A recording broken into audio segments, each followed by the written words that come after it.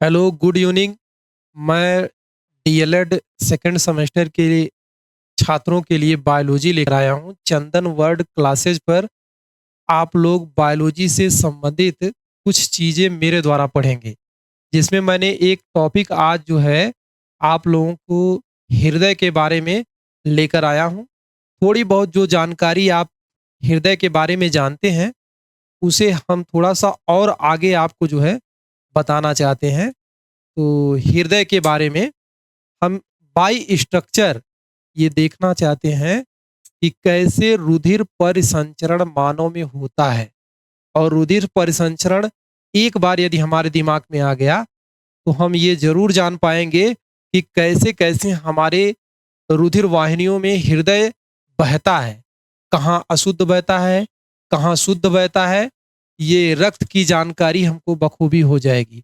तो स्ट्रक्चर को क्लियरली ध्यान पूर्वक हमको देखना है और समझना है कि जो मनुष्य है, उस मनुष्य के हृदय में दो प्रकार के रक्त परिसंचरण होते हैं। कितने प्रकार के? दो। एक में अशुद्ध रक्त बहता है और दूसरे में शुद्ध रक्त बहता है। और ये दो वाहिनियां हैं हमारे यहाँ।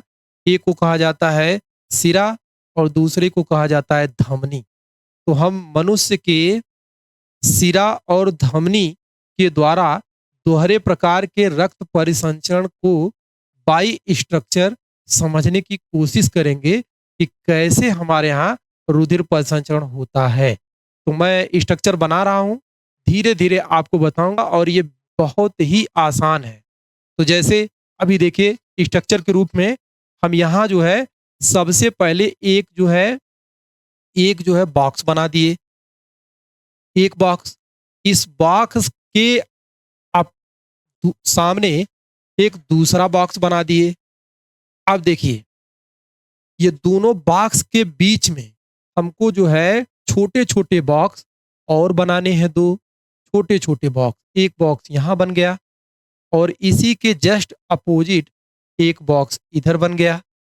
और हम देख रहे हैं कि अब एक बॉक्स हमने यहाँ बना दिया, ठीक। फिर दूसरा बॉक्स इसके जस्ट नीचे यहाँ बना दिया। तो हम लोग देख रहे हैं कि 6 प्रकार के बॉक्स बने।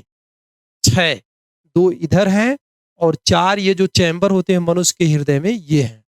अब देखिए, इस पर हम सबसे पहले लिख रहे हैं शरीर, ठीक है।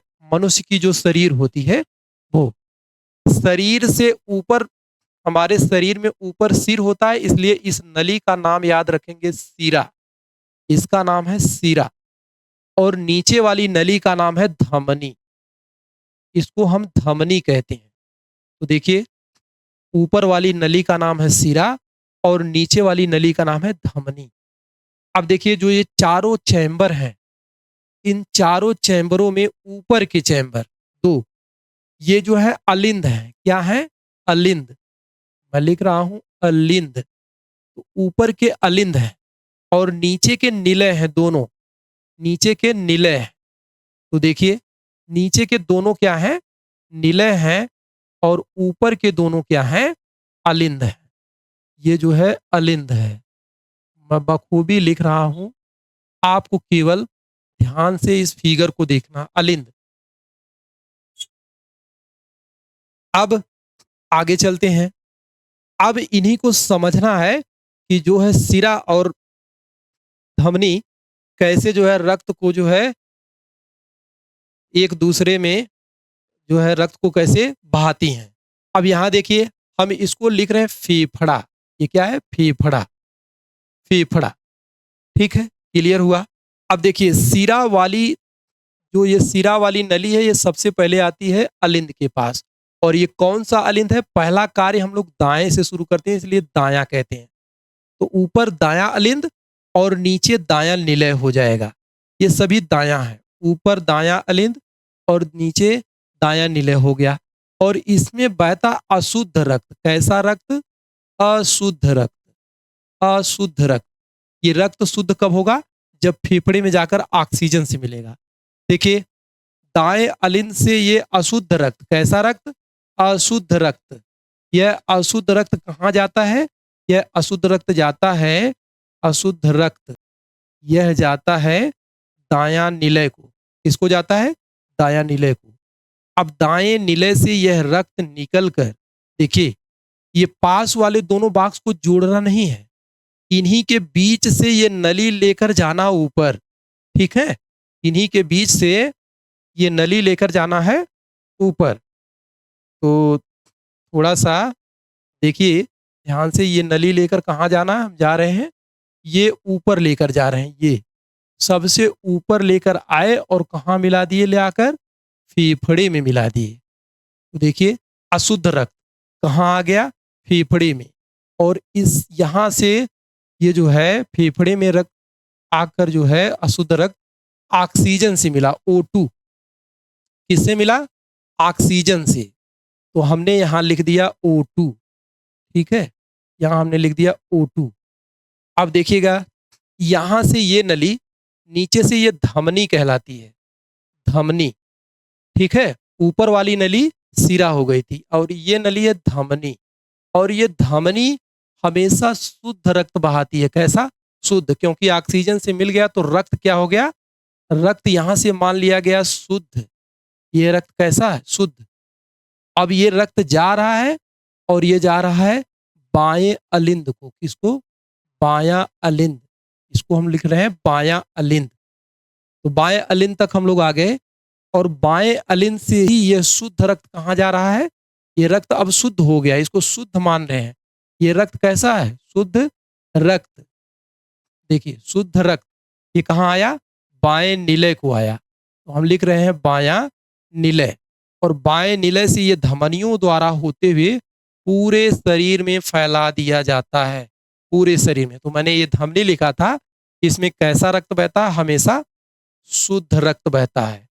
तो मनुष्य में देखिएगा सिराओं में हमेशा अशुद्ध रक्त, और ये सिरा दाएं अलिंद से होते हुए, दाएं निलय से होते हुए अशुद्ध रक्त कहाँ पहुंच गया? फेफड़े में। और फेफड़े में ऑक्सीजन से मिलने के बाद ये रक्त कैसा हो गया? शुद्ध। और नीचे की जो नली है, इस नली को धमनी कहते हैं। और धमनी से ही ये शुरू होकर जो है बायां अलिंद, और बाएं अलिंद से बाएं निलय, और बाएं निलय से पूरे शरीर में शुद्ध रक्त फैला दिया जाता है। शुद्ध रक्त क्या कर दिया जाता है? फैला दिया जाता है। तो हम लोग यहां तक आ गए। अब थोड़ा सा अब हमको ये जानना है कि पल्मोनरी धमनी और पल्मोनरी सिरा क्या होता है। तो देखिए ये सिरा वाली लाइन आप ध्यान से देखिए, ये दाएं निलय से जब निकल कर जा रही है, फेफड़े तक जब आ रही है, जब फेफड़े में आ रही है, तो यहाँ ऊपर, यहाँ फेफड़े से पहले, यहाँ अगर ये सिरा है तो इसका उल्टा लिखेंगे धमनी। इसको लिखते हैं पल्मोनरी। क्या लिखते हैं? पल्मोनरी। देखिएगा ध्यान से, थोड़ा सा लिख रहे हैं तो ध्यान से इसको लिख रहे हैं। इसको लिख रहे हैं पल्मोनरी, पल्मोनरी इसको लिख रहे हैं। सिरा वाली लाइन है तो यहाँ लिखेंगे धमनी। इसका नाम पल्मोनरी धमनी, अथवा इसका एक और नाम है फुफ्फुस। मैं यहाँ लिख रहा हूं फुफ्फुस धमनी, ठीक है, फुफ्फुस धमनी, ठीक है। अब इसका नाम हमने लिख दिया पल्मोनरी धमनी और इसका नाम लिख दिया दूसरा नाम फुफ्फुस धमनी। तो ये देखिए ये हृदय के यानी कि फेफड़े के पहले आ रही है और सिरा वाली लाइन पर आ रही है। तो इसलिए जब भी ये प्रश्न बनता है कि धमनियों में हमेशा शुद्ध रक्त किंतु पल्मोनरी धमनी में अशुद्ध रक्त बहता, क्यों? क्योंकि ये ऑक्सीजन से पहले है, ऊपर है, फेफड़े के ऊपर है, इसलिए इसमें अशुद्ध रक्त बहता है। अब देखिए इस वाली नली को धमनी कहते हैं और यहां पर धमनी का अपोजिट हो जाएगा सिरा। धमनी का अपोजिट लिखेंगे सिरा और इसका भी नाम लिखेंगे पल्मोनरी। क्या लिखेंगे? Pulmonary, pulmonary. और इसी को कहते हैं पल्मोनरी सिरा या इसी को कहते हैं फुफ्फुस, फुफ्फुस सिरा कहते हैं, फुफ्फुस सिरा कहते हैं। तो देखिए हम लोग देख रहे हैं सिराओं में हमेशा अशुद्ध रक्त बहता है। जब तक ये फेफड़े में आकर ऑक्सीजन से नहीं मिलता शुद्ध नहीं माना जाता। किंतु पल्मोनरी सिरा ऐसी है कि जिसमें शुद्ध रक्त बहता है। तो ये प्रश्न काफी कंफ्यूज करने वाला है कि धमनियों में हमेशा शुद्ध रक्त, किंतु पल्मोनरी धमनी में हमेशा कैसा? अशुद्ध। क्यों अशुद्ध? क्योंकि यह जो है फेफड़े से पहले पड़ती है। और हम ये भी जानते हैं कि पल्मोनरी सिरा में हमेशा शुद्ध रक्त, लेकिन सिराओं में हमेशा कैसा? अशुद्ध रक्त। क्यों बहता है? क्योंकि यह ऑक्सीजन से मिलकर फेफड़े से निकल कर आ रहा है और ये नली यहीं पड़ रही है। अब डीएलएड के मेरे प्रिय छात्रों, ये समझने की बात है कि देखिए, मानव शरीर में रक्त सिराओं द्वारा कैसे अशुद्ध जा रहा है और किस में जाकर मिल रहा है? दाएं अलिंद से। और दाएं अलिंद से अशुद्ध रक्त कहाँ आ रहा है? दाएं निलय को। और दाएं निलय से अशुद्ध रक्त कहाँ जा रहा है? पल्मोनरी धमनी को। पल्मोनरी धमनी से अशुद्ध रक्त कहाँ जा रहा है? फेफड़े को। और फेफड़े में ऑक्सीजन से मिलने के बाद इसे शुद्ध मान लिया जाता है और फिर यहां से ये धमनियों द्वारा ये रक्त निकल कर कहाँ जाता है? पल्मोनरी सिरा को। और पल्मोनरी सिरा से कहाँ जाता है? बाएं अलिंद। और बाएं अलिंद से बायां निलय और बाएं निलय से होते हुए पूरे शरीर में फैला दिया जाता है। तो इस प्रकार हम कह सकते हैं, बड़े आसानी से कह सकते हैं कि मनुष्य में दोहरे प्रकार का रक्त परिसंचरण होता है।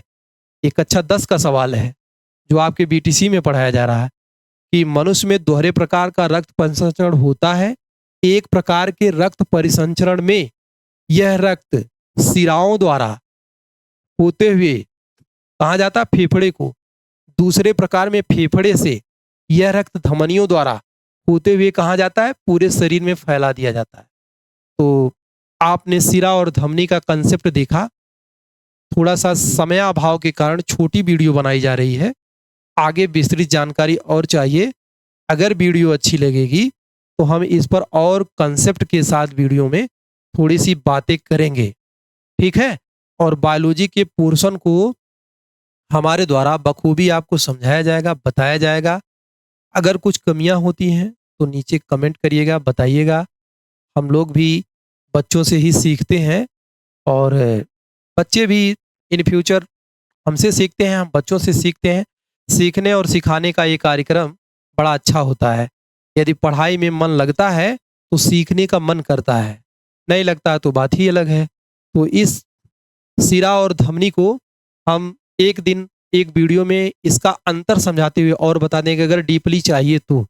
नहीं तो जो आपका सिलेबस है उसमें पूछा है कि एक क्वेश्चन मैंने देख रहा था कि पूछा है कि वो क्वेश्चन ये है कि दाएं निलय से अशुद्ध रक्त कहाँ जाता है? तो ऑप्शन में लिखा था फेफड़ा। फेफड़ा सही हो जाएगा। लेकिन अगर ऑप्शन में आपको ये मिल जा रहा है कि पल्मोनरी धमनी अथवा फुफ्फुस धमनी, तो आप इसको ट्रिक करेंगे, ये सही हो जाएगा। क्योंकि आप जानते हैं कि अशुद्ध रक्त सिराओं द्वारा दाएं अलिंद से दाएं निलय से, ठीक है, सिराओं द्वारा पल्मोनरी धमनी को जाता है और पल्मोनरी धमनी से फिर कहाँ जाता है? फेफड़े में जाता है। तो इस प्रकार से जो भी बातें होगी वो कंसेप्ट के साथ आपको जो है बताई जाएंगी। और वीडियो को लाइक करिएगा, शेयर करिएगा। हम इसी संभावना और अपने जो है पढ़ाई के साथ इस वीडियो को ऑफ करते हैं।